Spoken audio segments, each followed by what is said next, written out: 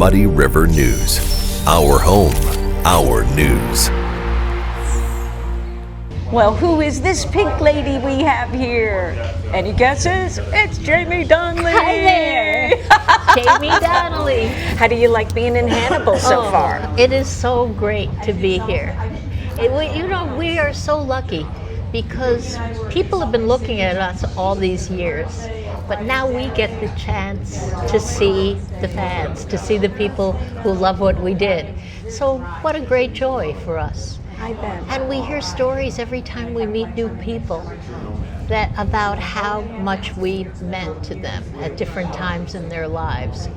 And it makes it feel like what we did really is important. You know, I think it's important for people to laugh anyway,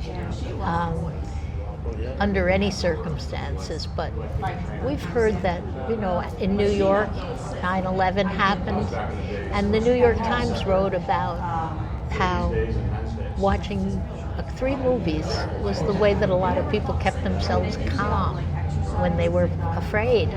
And Grease was one of the things that they watched. And we hear very personal stories when we come and meet people. We see generations of people, grandmothers, mothers, their daughters and the baby, and they're in pink lady jackets. So it's a joy, and this part of the country is just so beautiful. We're here now. It feels like magical summer weather, summer loving. This is really, really nice to be here. Did you have a sense when you were making the film that it was going to remain of this iconic status? We couldn't know that because it was a different world then. We made this movie before there was a VHS or a DVD. And what that really means is that if a movie was a hit, it would be in the movie theater for 2 weeks instead of 1 week. So people would have seen it once. There were 3 television channels. Over the years, once they could buy their own copy, now there are all these people who say, "Oh, our pajama parties. We would all do just what you guys did at your pajama party," and everybody knows the lines. And it's become much more a part of people's life. We're in their parties, we're in their living rooms, we're in their families, and we couldn't have known that could ever happen. You see JD and JT, John Travolta and me, and he did that for all the pink ladies at the end of the movie. For me, this was just a pure joy. I had played Jan on Broadway 7 years before I did the movie. I was the first replacement for that character soon after the show opened in New York. So I had played Jan 8 times a week for 6 months.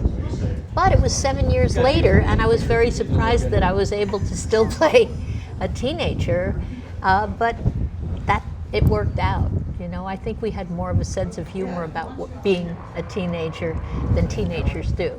When you have a little distance on it, you know what's kind of silly and ridiculous and fun about being a teenager.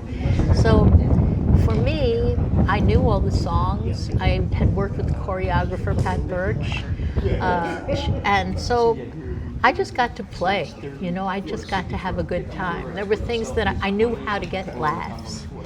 I often say I think it's hard to know how people know how to be funny if they haven't been in front of a live audience, because you know what they're laughing at and you definitely know what they're not laughing at. So I had a chance to rehearse in front of an audience, in a sense, on Broadway before I did the movie. So for me it was just pure joy. And I knew a lot of the cast. We knew each other before we ever made the movie, a number of us. So it was a pleasure, and it continues to be. That we could never have known.